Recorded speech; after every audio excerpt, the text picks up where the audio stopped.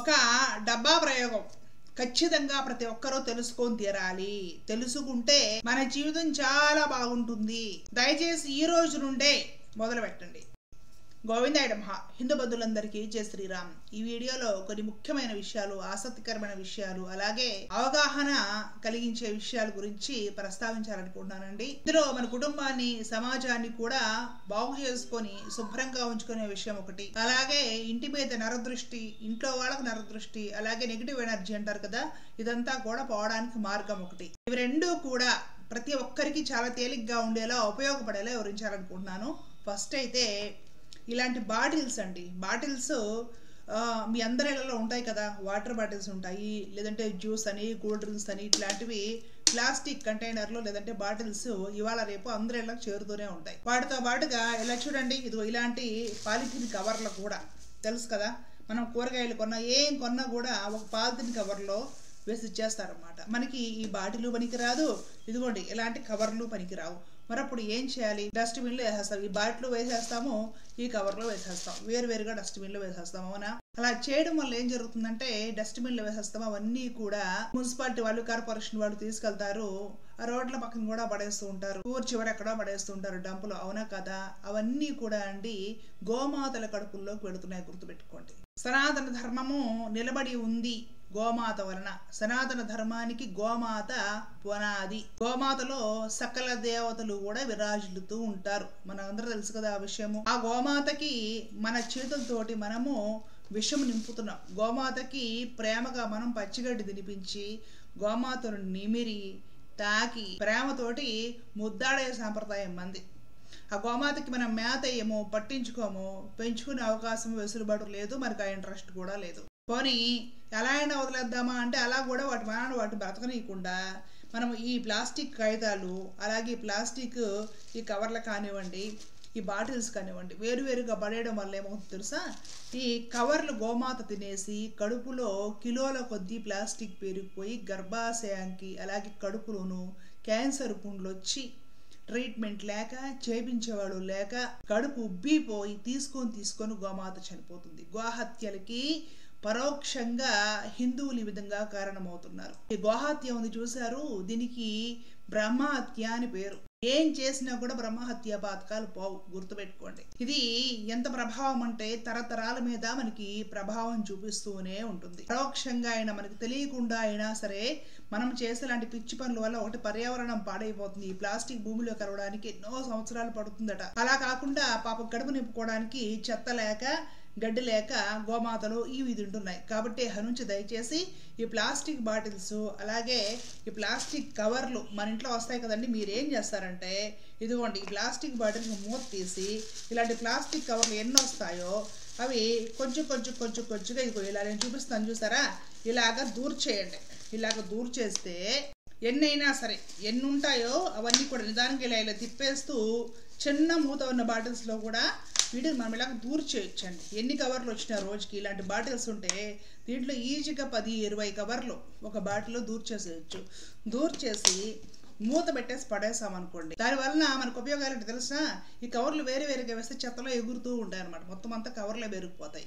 అలా కాకుండా ఒక బాటిల్లో పెట్టడం వలన ఎక్కువ చెత్త పేరుకోకుండా, ఎటు చూసినా చెత్త కనిపించకుండా ఉంటుంది. ప్లాస్టిక్ కవర్లు గాలికి ఎగరకుండా ఉంటాయి. మున్సిపాలిటీ, కార్పొరేషన్ పాపము పనిచేసే వాళ్ళకు కూడా శ్రమ తగ్గుతుంది. సరే, అదంతా పక్కన పెట్టిన ముఖ్యంగా హిందువులకు ఉపయోగం ఏంటో తెలుసా? ఇలాగ మనం బాటిల్స్లో కానీ ఈ కవర్లు, పాలిథిన్ కవర్లు పెట్టి పడేసామంటే గోమాతలు ఇవి తినలేవండి. మనం వాటికి మేత వేయము, నీళ్లు పెట్టము, పట్టించుకోము, గోహత్యలు ఆపలేము. కబేళాలు మన వీధిలో ఉన్నా కూడా మనం చర్యలు తీసుకోవాలనుకోము. కనీసము ఇదైతే చేయగలరు కదండి మన వంతుగా. ఇంట్లో చెత్త ఇదంతా కూడా ఊడ్చి పడేసేది ప్రతి మహిళ, లేదంటే మగవాళ్ళైనా సరే. ఎలాగో ఇలాంటి బాటిల్స్ వస్తే ఉంచి పెట్టుకోండి. రోజు చెత్త పడేసేటప్పుడు ఇట్లాంటి కవర్లు ఎన్నైతే ఉంటాయో ఆ కవర్లు ఇందులో దూరు చేసి పడేస్తే ఆ కవర్లు గోమాత తినలేదు. అలా కనీసం మనం గోమాతకి మేత వేయలేకపోయినా, పోషించలేకపోయినా వాటికి ఈ పాలిథిన్ కవర్లు తిని గర్భాశయ క్యాన్సర్లు వచ్చి చచ్చిపోకుండా పరోక్షంగా అయినా సరే మనము కారణం కాకుండా ఉంటాము. తద్వారా అలాంటి పాపాలు మనం చుట్టుకోకుండా ఉంటాయి. అలాగే ఎంతో కొంత గుడ్డులో మెల్ల పర్యావరణాన్ని కూడా మేలు చేసిన వాళ్ళం అవుతాము. ఇది కాస్త గుర్తుపెట్టుకోండి దయచేసి.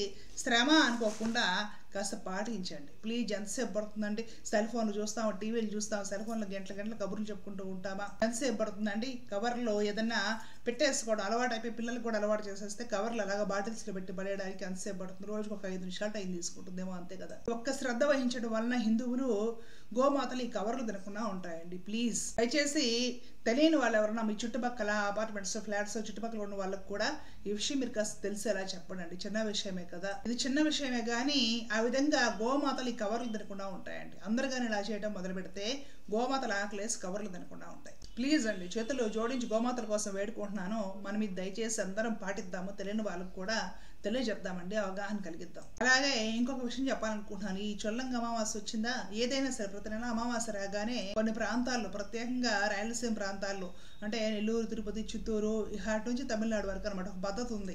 ఇంతలావు దిష్టి గుమ్మడికాయలు ఉంటాయి కదా, బూడిద గుమ్మడికాయలు అవి తీసుకొచ్చేసి ఆ బూడిద గుమ్మడికాయలోకి కొంచెము అదేంటి కత్తి పెట్టి చాకుతోటి లైట్గా ఒక ముక్క కట్ చేసి చిల్లు పెట్టి దాంట్లో రంగు కుంకుమ బాగా పోసేస్తారు. దాని మీద మరలా కట్ చేసిన ముక్క పెట్టేస్తారు. కర్పూరం పెట్టేసి ఇళ్ళకి, షాపులకి అన్నిటికీ కూడా దిష్టి తీసి ఎత్తి రోడ్డు మీద పగలు కొడతారు. ఈ విషయం గురించి నేను ఇంతకు ముందు కూడా ఒకసారి వీడియో చేశాను కొన్ని నెలల క్రితం. మరలా చెప్తున్నానండి, దానివల్ల ఏమవుతుందంటే ఆ గుమ్మడికాయ మొక్కలు అక్కడ పగిలిపోతారు, రోడ్డు మీద వదిలేస్తారు కదా. గోమాతలు ఆకలేసి రోడ్ల మీద తిరుగుతూ ఉండే గోమాతలు వచ్చి దొరికిందిలే ఫుడ్ అనేసి గుమ్మడికాయలు తినేస్తున్నాయి. ఆ గుమ్మడికాయ నిండా ఈ రంగు కుంకుమ ఉండడం వలన కెమికల్స్ కలిపిన ఎరుపు రంగే, ఇంకేముండదు. ఒరిజినల్ కుంకుమ వాడరు అందరూ.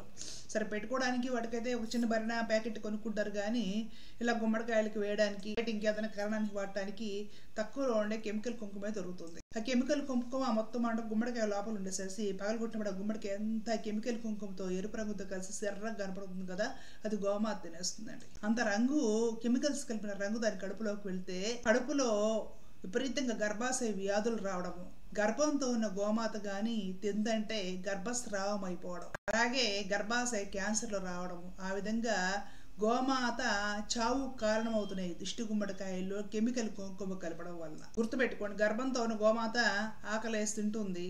ఆ కెమికల్స్ లోపలికి వెళ్ళిన తర్వాత గర్భాశయము, గర్భ విచ్ఛితి జరిగి అబార్షన్ అవుతుంది. గోమాతకి ఎంతటి మహాపాతకం అంటే బ్రహ్మహత్య అవుతుంది. అలాగే మామూలుగా కూడా గోమాత సాధారణ స్థితిలో ఉన్నా సరే ఆకలేసి పగలగొట్టిన గుమ్మడికాయ ఉంది కదా అని తినేస్తుంది. ఆ కెమికల్ కుంకుమ అంతా కూడా కడుపులోకి వెళ్తుంది. అలా నిదానంగా క్యాన్సర్ వచ్చేసి చచ్చిపోతుంది. అంటే మన సాంప్రదాయాలతోటి దిష్టి అని, గుమ్మడికాయలు పగలగొట్టాలని వీటిని మనం సరిగ్గా నిర్వర్తించకపోవడం వలన, స్వార్థంతో చేయడం వలన గోమాతలు చచ్చిపోయి గోహత్యలు మనం తలకు చుట్టించుకుంటున్నాం. గుర్తుపెట్టుకోండి, ఎంతటి అపచారం చేస్తున్నాము. దీనికంటే కూడా మీరు గుమ్మడికాయలు పగలగొట్టుకోండి. ఎందుకంటే ఒకళ్ళ పద్ధతి, ఒకళ్ళ విశ్వాసాన్ని మనం ఎందుకు కాదనాలి? దాంట్లో కాస్త ఒరిజినల్ కుంకుమ కొంచెం వేసుకోండి. ఒరిజినల్ కుంకుమ ఏదైతే పసుపుతో తయారు చేయబడిన కుంకుమ ఉంటుందో ఆ కుంకుమ వేసుకొని పగలగొట్టుకోండి. లేదనుకుంటే అత్యంత తేలిక పద్ధతి, గుమ్మడికాయలు పగలగొట్టడం కంటే కూడా గోమాతకు ఆహారం పెట్టి చూడండి, గోమాతకు మేత వేయండి. ఏ దిష్టి, గ్రహ బాధలు, జాతక దోషాలు, నెగటివ్ ఎనర్జీ, మీ మీద ఉన్న చేతబడులు, బాణామతులు, చిల్లంగులు, చొల్లంగులు ఏం చేసినా మొత్తం పోతాయి. గోమాతకు మేత పెట్టండి. గోమాతకు ఆహారం ఇస్తే ఏదైనా సరే పోవాల్సింది, ఎంతటి పాపమైనా పోతుంది, ఎంతటి దోషమైనా పోతుంది. ఆ విషయం శాస్త్రంలోనే ఉంది, అదే నేను చెప్తున్నాను. అలాగే నిరంతర భగవన్ నామస్మరణ చేసుకోండి. అసలు భగవన్ నామస్మరణ చేసుకుంటూ ఉంటే, ధర్మంగా బ్రతుకుతూ ఉంటే దిష్టిలో, నెగటివ్ ఎనర్జీలు, ఇంకొకరు చేసే ప్రయోగాలు మన మీద పనిచేయండి. ఎవరు మన మీద ప్రయోగం చేస్తారో వాళ్ళకి తిప్పి కొడతాయి. అవన్నీ పైసా ఖర్చు లేదు. భగవన్ నామస్మరణ చేసుకోండి, గోవింద అనుకోండి, కృష్ణ అనుకోండి, రామనామం చేసుకోండి, నారాయణ అనుకోండి. దానికైనా పైసా ఖర్చుందా?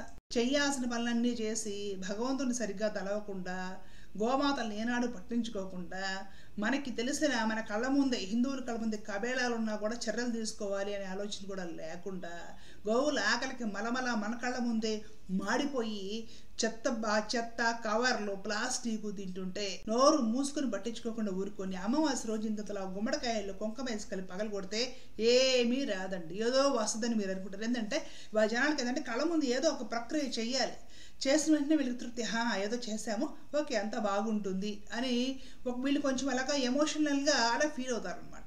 ఏదో మేము కాగా ఈరోజు బద్దలు కొట్టేస్తాం బ్రహ్మాండాలు, కాబట్టి ఇలా చేసాం కాబట్టి ఆ పని అయిపోతుంది అనే ఒక ఫీలింగ్ కలుగుతుంది. వీళ్ళు తృప్తి పడతారు అంతే. గుమ్మడికాయ ఒకటి పగలగొట్టినంత మాత్రాన మనం చేసిన దోషాలు, మన స్వార్థం, మన పాపాలు భగవంతుడు మన్నిస్తాడని మీరు అనుకుంటున్నారా? భగవంతుడు అంత తెలివి తక్కువ వాడు కాదండి. గుమ్మడికాయలు పగలగొట్టాలనుకుంటే గుమ్మడికాయల్లో కాస్త ఒరిజినల్ కుంకుమ కలిపి పగలగొట్టుకోండి. రంగు కెమికల్ కుంకుమలు వాడకండి. గోమాతలు తింటున్నాయి, చేయాల్సిన పనులన్నీ చేసి చేయకూడని వేద పనులన్నీ చేసి గుమ్మడికాయలు పగలు కొట్టేస్తే ఏదో అయిపోతుంది అనుకోకండి. చేసిన వాడికి అనుభవించాలా అక్కర్లేదా? అదండి విషయము. హిందువులు కొన్ని ఆచారాల పేరుతోటి పర్యావరణ నాశనం చేయటము, గోమాతలను నాశనం చేయటము, గోవులకి గర్భ విచ్ఛిత్తి జరగడము, ఆకలితోటి గోమాతను చచ్చిపోవడం, ఆకలి తట్టుకోలేక ప్లాస్టిక్ కవర్లు తినటం, క్యాన్సర్ తెచ్చుకోవడం, గర్భాశయ వ్యాధులతోటి ఎన్నో గోమాతలు చనిపోవడం, వీటన్నిటికీ ప్రత్యక్షంగా కాకపోయినా పరోక్షంగా హిందువులే కారణమవుతున్నారు. ఒక పక్కన హిందువులు, ఒక పక్కన సనాతన ధర్మం అని చెప్పుకుంటూ సనాతన ధర్మానికి మూల స్తంభమైన గోమాతను మన చేతులతో మనమే చంపుకుంటున్నాం. ఇది కరెక్టా చెప్పండి? కాబట్టి కాస్త దయచేసి సహృదయంతో నా కఠినమైన మాటల వెనుక ఉన్న ఆవేదన కూడా గుర్తించాలి. దయచేసి అందరూ అర్థం చేసుకోండి. తెలియని వాళ్ళకి ఈ సమాచారాన్ని 10 మందితోటి పంచుకోండి. మనము మంచిని గ్రహించి మంచి వైపు నడుద్దాం. 10 మంది చేత మంచి వైపు, ధర్మం వైపు అడుగులేపిద్దాం. సత్యమేవ జయతే, ధర్మో రక్షిత రక్షిత. జయ శ్రీరామ్. కృష్ణార్పణం.